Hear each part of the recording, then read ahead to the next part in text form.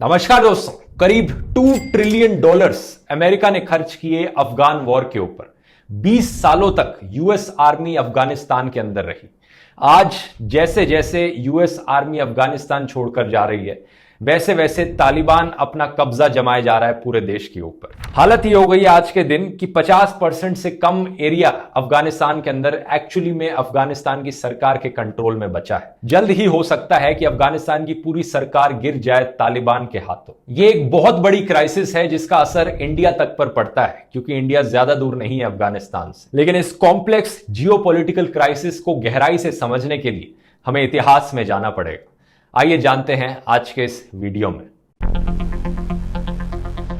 सबसे पहले कुछ शब्द दानिश सिद्दीकी के लिए, एक award winning Indian photo journalist जिनकी तालिबान ने हत्या कर दी अफगानिस्तान में। ये सही मायनों में एक सच्चे जर्नलिस्ट थे जो लिटरली अपनी जान को दांव पर लगाकर हमारे सामने सच प्रस्तुत करते थे, कुछ इस तरह से जिस तरह से शायद ही कोई जर्नलिस्ट आज के दिन हिम्मत करेगा। चाहे फार्मर्स प्रोटेस्ट हो, कोरोना क्राइसिस हो या माइग्रेंट क्राइसिस हो, इनकी जो फोटोज थी वो बिल्कुल हिला देने वाली थी। और कट्टरवादियों को कहां सच पसंद आता है। कुछ एक्सट्रीमिस्ट ने इनकी हत्या कर दी तो कुछ ने इनकी मौत का जश्न मनाया। लेकिन मैं उम्मीद करता हूं इनके काम ने ढेरों यंगस्टर्स को इंस्पायर किया होगा सही मायनों में जर्नलिज्म लेने के लिए। अफगानिस्तान की सिचुएशन को ढंग से समझने के लिए दोस्तों हमें कहानी को शुरू से शुरू करना पड़ेगा। क्या आप जानते हैं अफगानिस्तान को कहा जाता है ग्रेवयार्ड ऑफ एम्पायर्स, क्योंकि बहुत से सुपर पावर देश अफगानिस्तान में आ तो जाते हैं लेकिन हमेशा अपनी बेइज्जती कराकर ही वापस लौटते हैं। 19वीं सदी में ब्रिटिश आए थे, बड़ी ह्यूमिलिएटिंग डिफीट उन्हें सहनी पड़ी थी। 20वीं सदी में सोवियत यूनियन अफगानिस्तान में आया और वापस चला गया 9 सालों बाद बड़ी एम्बैरेसमेंट के साथ। और 21वीं सदी में यूएसए आया था अफगानिस्तान में और अब वापस जा रहा है अपनी नाक कटवाकर। ऐसा नहीं है कि अफगानिस्तान को पहले कभी कॉन्कर नहीं किया गया। इतिहास में आप पीछे जाओगे तो आपको इसके कई इंस्टेंसेस मिलेंगे। मैसेडोनियन रूलर अलेक्जेंडर ने किया था, अरब्स ने किया था, मंगोल रूलर चंगेज खान ने, मुगल रूलर शाहजहां और औरंगजेब ने भी किया था, और सिख राजा रंजीत सिंह ने भी किया था। लेकिन ऐसा माना जाता है कि अफगान वॉरियर्स बड़ा मुश्किल बना देते हैं किसी भी फॉरेन रूलर के लिए अफगानिस्तान के एरिया को ऑक्यूपाइड रखना। लेकिन हमें इतनी एंशिएंट हिस्ट्री में जाने की जरूरत नहीं। हम शुरुआत करते हैं 1800s के टाइम से। वो समय ज्यादा रेलेवेंट है आज की सिचुएशन से। इस समय में नॉर्थ में एक बड़ा रशियन एम्पायर था और साउथ में ब्रिटिश एम्पायर था। इंडिया था जिसे ब्रिटिश ने ऑक्यूपाई कर रखा था, और मिडिल में एक बफर जोन थी जो कि अफगानिस्तान था। अब रशिया और ब्रिटेन दोनों एक दूसरे को शक की नजर से देखते थे। दोनों को डर रहता था कि कहीं दूसरा देश अफगानिस्तान को ऑक्यूपाई कर लेगा तो हमारे लिए प्रॉब्लम्स बढ़ जाएंगे। एक बड़ा फेमस पॉलिटिकल कार्टून था इस चीज को लेकर, जहां पर ब्रिटेन को शेर की तरह दिखाया गया है और रशिया को भालू की तरह दिखाया गया है, और बीच में है अफगानिस्तान। शुरुआत में वेस्टर्न कंट्रीज को अफगानिस्तान के बारे में ज्यादा पता नहीं था। एक स्कॉटिश एक्सप्लोरर अलेक्जेंडर बर्नेस जब वहां पर गए और सेफली वापस लौटे, वो एक तरह के हीरो बन गए वेस्टर्न कंट्रीज में। उनकी किताब जो उन्होंने अफगानिस्तान के ऊपर लिखी थी, ट्रैवल्स इनटू बुखारा, वो एक बेस्ट सेलर किताब बन गई। 1838 में ब्रिटिश राज बड़ा मोटिवेटेड फील करने लगा कि वो अफगानिस्तान की टेरिटरी पर जाकर भी कब्जा करेंगे। बड़े कॉन्फिडेंट थे ये अपनी विक्ट्री को लेकर। इन्हें पक्का लग रहा था कि ये जीत जाएंगे। उस वक्त अफगानिस्तान में एक राजा हुआ करता था जिसका नाम था एमीर दोस्त मोहम्मद ऑफ द बारकाज़ाई डायनेस्टी। तो ब्रिटिश ने जंग छेड़ी और एमीर दोस्त मोहम्मद को कुर्सी से हटाया और अपने एक पपेट जिसका नाम था शाह सूजा, उसे कुर्सी पर बिठा दिया। अफगानिस्तान में उस वक्त कोई आर्मी नहीं थी, बल्कि हजारों छोटे छोटे आइसोलेटेड गांव थे। हर एक गांव में अपना एक चीफ होता था। वो चीफ जो होता था वो गांव का अपने गांव के लड़कों को ले जाता था लड़ाई करने के लिए एमिर के फेवर में, और एमिर कुछ पैसे देते थे चीफ को। अब ये पैसा काफी कम हो गया था एमिर शाह सूजा के अंदर। तो ये जो ट्राइब चीफ्स थे छोटे छोटे गांव के, ये सब यूनाइट हुए चीफ अकबर खान के अंदर, और इन सारे गांव वालों ने मिलकर जंग छेड़ दी ब्रिटिश के खिलाफ। 3 सालों तक ये वॉर चली। ब्रिटिशर्स के पास बड़े एडवांस्ड फायर वेपन्स थे, लेकिन उसके बावजूद भी ब्रिटिश को यहां पर एक हार झेलनी पड़ी। शाह सूजा का मर्डर कर दिया गया और दोस्त मोहम्मद को वापस कुर्सी पर बिठा दिया गया। इस लड़ाई को कहा जाता है फर्स्ट एंग्लो अफगान वॉर। इसके बाद एक सेकंड एंग्लो अफगान वॉर हुई 1878 में। ब्रिटिश ने दोबारा से अटैक किया अफगानिस्तान के ऊपर। इस बार ब्रिटिश ने जंग जीती, अफगानिस्तान का कुछ एरिया ऑक्यूपाई किया, लेकिन उनका इरादा नहीं था पूरे अफगानिस्तान में सेटल होने का। उन्होंने एक नए एमीर को सपोर्ट किया जिसका नाम था अब्दुल रहमान, जिसे बाद में आयरन एमीर करके भी बुलाया जाता है। ब्रिटिश ने मोस्टली अफगानिस्तान में इंटरनल रूल रहने दिया क्योंकि ये जो बफर जोन थी रशियन एम्पायर के साथ, वो बस अपना इन्फ्लुएंस जमाना चाहते थे, उस पर फ्रेंडली रिलेशंस बनाना चाहते थे। तो स्टेबिलिटी मेंटेन रही अफगानिस्तान के अंदर। 1893 में एक इंटरनेशनल बॉर्डर बनाया गया अफगानिस्तान और ब्रिटिश इंडिया के बीच में, जिसे ड्यूरैंड लाइन करके बुलाया जाता है। 1907 में एक एग्रीमेंट भी हुआ ब्रिटिश और रशियन एम्पायर के बीच में, जहां पर रशिया ने रिकॉग्नाइज किया कि अफगानिस्तान जो देश है वो ब्रिटिश स्फीयर ऑफ इन्फ्लुएंस के अंडर आता है, और प्रॉमिस किया रशिया ने कि वो अफगानिस्तान से दूर ही रहेगा। इसी समय के अराउंड 1918 में कम्युनिस्ट रेवोल्यूशन होती है रशिया में और लेनिन का राज आता है। इसका बाद में इन्फ्लुएंस भी पड़ता है अफगानिस्तान पर, कैसे आगे वीडियो में बताऊंगा। इसके सिर्फ एक साल बाद 1919 में होती है थर्ड एंग्लो अफगान वॉर, जिसे अफगानिस्तान में वॉर ऑफ इंडिपेंडेंस करके बुलाया जाता है, क्योंकि अफगानिस्तान ब्रिटिश के खिलाफ लड़ाई करता है फुल इंडिपेंडेंस पाने के लिए। अभी तक अफगानिस्तान को एक स्टेटस दिया गया था as a British protected state, जहां पर ब्रिटिश अफगानिस्तान के फॉरेन अफेयर्स को कंट्रोल करता था। लेकिन अफगानिस्तान इस लड़ाई के बाद ब्रिटिश से कंप्लीट इंडिपेंडेंस पा लेता है और ब्रिटिश भी रिकॉग्नाइज करती है अफगानिस्तान के इंडिपेंडेंस को। अफगानिस्तान में इस वक्त के राजा एमिर अमन उल्ला खान थे, जिन्होंने ब्रिटिश के खिलाफ ये जंग जीती थी। हमारी काफी में काफी इंपॉर्टेंट किरदार हैं आगे। कुछ लोग मानते हैं कि ब्रिटिश ने ये जंग जानबूझकर स्ट्रैटेजिक रीजन से हारी, ताकि जो ड्यूरैंड लाइन है वो एक क्लियर कट बॉर्डर बन जाए ब्रिटिश इंडिया के बीच में और अफगानिस्तान के बीच में। एक्चुअली आज के दिन तक ये ड्यूरैंड लाइन बॉर्डर है अफगानिस्तान और पाकिस्तान के बीच का। आप शायद पूछोगे कि इन सारी एंग्लो अफगान वॉर्स का आज के अफगानिस्तान और तालिबान से क्या रिलेशन है। रिलेशन है दोस्तों, जो पहले इन्वेजन्स हुए अफगानिस्तान में ब्रिटिश के द्वारा, और बाद में अभी जो अमेरिका के द्वारा किए गए इन्वेजन्स, और रिसेंटली सोवियत यूनियन के द्वारा भी किया गया था, इन सब में जो कॉजेज और कंसर्न्स थे वो काफी सिमिलर रहे हैं।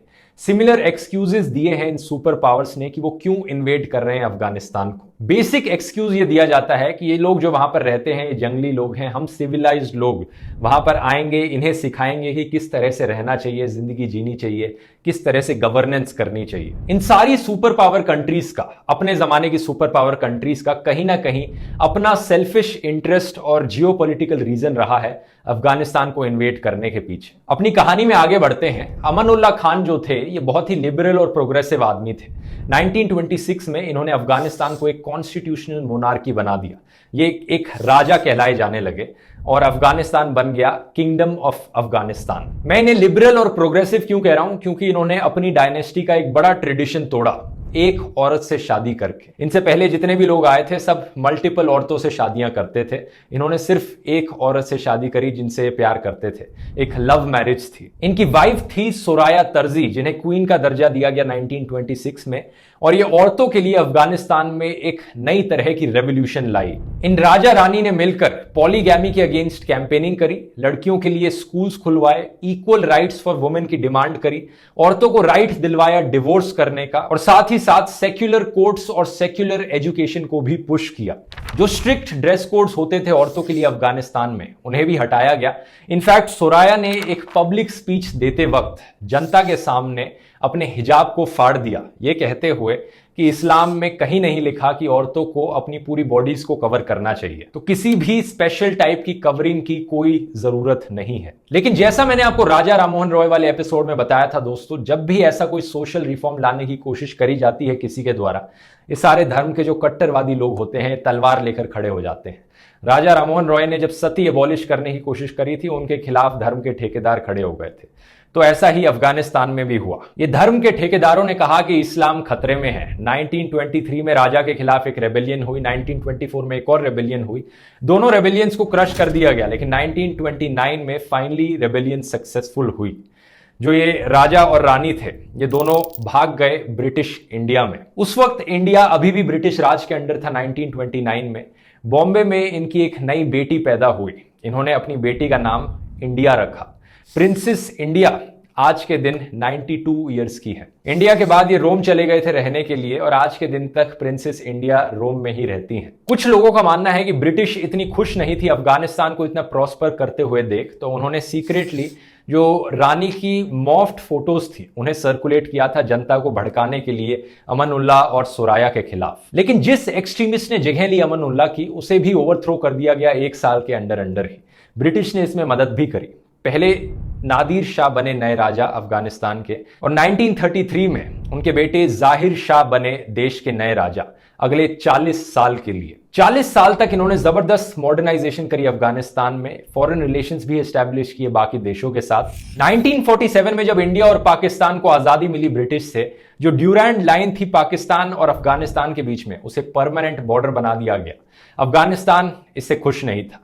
अफगानिस्तान को और भी एरिया चाहिए था पाकिस्तान के अंदर, और इसके पीछे रीजन ये था कि मेजॉरिटी अफगानिस्तान में जो लोग हैं, एथनिसिटी है उनकी पश्तून्स 38% के अराउंड है, और पाकिस्तान के खैबर पख्तूनवा डिस्ट्रिक्ट में जो लोग रहते हैं वहां पर भी एक इक्वल नंबर ऑफ पश्तून्स देखने को मिलते हैं। इसी रीजन से अफगानिस्तान ने पाकिस्तान के अंदर सेपरेटिस्ट मूवमेंट्स को सपोर्ट किया। स्पेशली इनके राजा जाहिर शाह के जो प्राइम मिनिस्टर थे दाऊद खान, उन्होंने इस चीज को ज्यादा सपोर्ट किया था। दाऊद खान जाहिर शाह के एक्चुअली में कजन थे, लेकिन इस रीजन की वजह से पाकिस्तान ने अपने बॉर्डर्स बंद कर दिए अफगानिस्तान के साथ, जिसकी वजह से दोनों के बीच में ट्रेड बंद हो गई। तो जाहिर शाह ने अपने प्राइम मिनिस्टर दाऊद खान को रिजाइन करवा दिया 1963 में। 1964 में एक नया कॉन्स्टिट्यूशन लाया गया जिसमें कहा गया कि अब पार्लियामेंट्री इलेक्शंस हो सकते हैं अपने प्राइम मिनिस्टर को इलेक्ट करने के लिए अफगानिस्तान में, जो कि 1965 में हुए भी। लेकिन रूल ये रखा गया कि रॉयल फैमिली के मेंबर्स पॉलिटिकल ऑफिसेस की कोई भी पोस्ट को होल्ड नहीं कर सकते। पर्पस ये था इसके पीछे कि दाऊद खान को ऑप्शन ना मिल पाए प्राइम मिनिस्टर बनने का दोबारा से। इन इलेक्शंस में औरतें भी वोट कर सकती थी और इनफैक्ट खुद से इलेक्शंस कंटेस्ट भी कर सकती थी। इसी टाइम के अराउंड दो तरह की आइडियोलॉजीज देखने को मिली अफगानिस्तान में, स्पेशली यूनिवर्सिटी लेवल पर। एक आइडियोलॉजी थी कम्युनिस्ट्स की अंडर द पीडीपीए पार्टी, और दूसरी आइडियोलॉजी थी इस्लामिस्ट्स की। इन आइडियोलॉजीज की क्या रेलेवेंस है ये आपको आगे देखने को मिलेगा। 1973 में जाहिर शाह फॉरेन ट्रिप पर बाहर गए हुए थे देश से। दाऊद खान ने आर्मी का सपोर्ट लेकर और अपने कम्युनिस्ट और लेफ्टिस्ट दोस्तों का सपोर्ट लेकर एक कू किया, एक ब्लडलेस कू, तख्ता पलट कर दिया। आर्मी के द्वारा पूरे देश पर कंट्रोल लेने के बाद दाऊद खान ने अपने आप को राजा नहीं कहा, बल्कि इन्होंने कहा कि अब मैं प्रेसिडेंट हूं अफगानिस्तान का। अफगानिस्तान को एक रिपब्लिक देश बना दिया। ऊपर ऊपर से देखकर लगेगा कि ये एक अच्छी स्टेप थी, क्योंकि पहले देश एक कॉन्स्टिट्यूशनल मोनार्की था, अब एक रिपब्लिक बन गया। लेकिन रियलिटी में दाऊद ने पार्लियामेंट और जुडिशरी को बेसिकली डिसबैंड कर दिया, एक डिक्टेटर का शासन बनाया। जाहिर शाह जो उस वक्त देश से बाहर थे, उनके पास कोई ऑप्शन नहीं था इस चीज को एक्सेप्ट करने के अलावा। वो एग्जाइल में चले गए इटली में। इसके बाद एक डिक्टेटरशिप होने के बावजूद दाऊद खान कुछ बढ़िया सोशल और इकोनॉमिक रिफॉर्म्स लाए अफगानिस्तान में। इन्होंने सारे बैंक्स को नेशनलाइज कर दिया, और शायद आपको यकीन करना मुश्किल हो, लेकिन 1960s और 1970s के टाइम में अफगानिस्तान कुछ ऐसा दिखता था। बड़ी ही पीसफुल जगह थी ये। इनफैक्ट हिप्पी ट्रेल का ये एक की डेस्टिनेशन था। हिप्पी ट्रेल बेसिकली एक ऑल्टरनेटिव टूरिज्म की मूवमेंट थी जो वेस्टर्न कंट्रीज में चल रही थी। यूरोपियंस और अमेरिकन्स ईरान आते थे, अफगानिस्तान आते थे, और उस रूट से इंडिया तक ट्रैवल करते थे। ये बड़े सस्ते में और लंबे पीरियड्स तक ट्रैवलिंग करते थे, नोमैड्स की तरह, बिना किसी होटल रिजर्वेशन के। अपने खुद के हैंड बिल्ट टेंट्स में रहते थे, लोकल पॉपुलेशन के साथ इंटरैक्ट करते थे, और लोकल अफगानी लोग भी काफी फ्रेंडली थे इन लोगों के साथ। तो इस वक्त के अराउंड अफगानिस्तान एक रिलेटिवली पीसफुल और पॉपुलर टूरिस्ट डेस्टिनेशन थी। आज के दिन ये यकीन करना मुश्किल होता है, लेकिन यही सच्चाई थी। लेकिन इसके बाद अफगानिस्तान फिर से दो सुपर पावर्स के बीच में फंस गया। पहले ब्रिटेन और रशिया के बीच में फंसा था, उसे ग्रेट गेम कहा जाता था। इसके बाद आई कोल्ड वॉर, यूएसए और सोवियत यूनियन के बीच में एक बड़ी आइडियोलॉजिकल वॉर, जिसमें दोनों देश बाकी देशों पर अपना इन्फ्लुएंस जमाने की कोशिश कर रहे हैं। इस चीज के बारे में मैंने डिटेल में बात करी थी यूएसए सुपर पावर वाले वीडियो में। इसका लिंक मैं डिस्क्रिप्शन में डाल दूंगा अगर आप कोल्ड वॉर के बारे में डिटेल में जानना चाहते हैं तो। कोल्ड वॉर में एक वर्चुअल वॉल भी थी, एक तरह की आयरन कर्टन जिसे कहा जाता है। इसकी बात मैंने बर्लिन वॉल वाले वीडियो में भी करी थी, क्योंकि बर्लिन से भी आयरन कर्टन गुजरता था। तो इस आयरन कर्टन के एक साइड के देश अमेरिका के इन्फ्लुएंस के अंडर थे, दूसरे साइड के देश सोवियत यूनियन के इन्फ्लुएंस के अंडर थे। लेकिन एक तीसरी कैटेगरी भी थी जिसे कहा जाता है नॉन अलाइंड मूवमेंट, जिसे स्टार्ट किया गया था हमारे प्रधानमंत्री जवाहरलाल नेहरू के द्वारा। इसका मतलब बेसिकली ये था कि ना तो हम यूएसए के इन्फ्लुएंस के अंडर आएंगे पूरी तरह से, ना ही सोवियत यूनियन के। हम इन दोनों से अलग रहकर इंडिपेंडेंटली बने रहेंगे। यूगोस्लाविया और काफी और देश भी नॉन अलाइंड थे। और हमारी कहानी के लिए सबसे इंपॉर्टेंट, अफगानिस्तान भी नॉन अलाइंड मूवमेंट का एक मेंबर था। दाऊद ने इस पॉलिसी को कंटिन्यू रखा। जाहिर शाह के राज के अंदर जब दाऊद खान प्रधानमंत्री थे तो इन्होंने सोवियत यूनियन का सपोर्ट लिया था अपने अफगानिस्तान देश को मॉडर्नाइज करने के लिए। लेकिन जब ये कोल्ड वॉर शुरू हुई, इसके बाद तक आते आते इन्होंने अब सोचा कि हम सोवियत पर सिर्फ डिपेंडेंट नहीं रहना चाहते, हम एक इंडिपेंडेंट कंट्री बनना चाहते हैं इन दोनों देशों से अलग। तो इन्होंने इंडिया की तरफ देखा और यूएस के साथ भी रिलेशंस को रिज्यूम किया। सोवियत इसे देखकर बिल्कुल भी खुश नहीं हुआ। सोवियत के उस टाइम जो रूलर थे लियोनिड ब्रेजनेव, इन्होंने कहा कि ये बड़े नाराज हैं इस चीज को देखकर। इन्होंने दाऊद को कहा to get rid of all imperialist advisers in Afghanistan. Daoud ने रिप्लाई किया कि Afghans are the masters of their own house and nobody should tell them how to run their own affairs. Time के आगे बढ़ते अफगानिस्तान की कम्युनिस्ट पार्टी पीडीपीए दो factions में divide हो गई। सोवियत यूनियन ने कोशिश करी इन दोनों फैक्शंस में यूनिटी मेंटेन करने की। 1977 में दाऊद खान ने अपनी एक नई पार्टी बनाई, नेशनल रेवोल्यूशनरी पार्टी, और ये एक नया कॉन्स्टिट्यूशन लेकर आए जिसमें 3 मेन फीचर्स थे, इस्लाम, नेशनलिज्म और सोशलिज्म।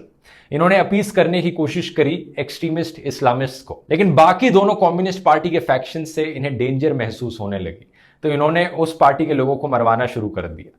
जो लिबरल लोग थे अफगानिस्तान में वो इस तरह की डिक्टेटरशिप को देखकर बिल्कुल खुश नहीं थे। सत्ता में रहने के लालच में दाऊद खान ने पूरे देश में हंगामा मचा दिया।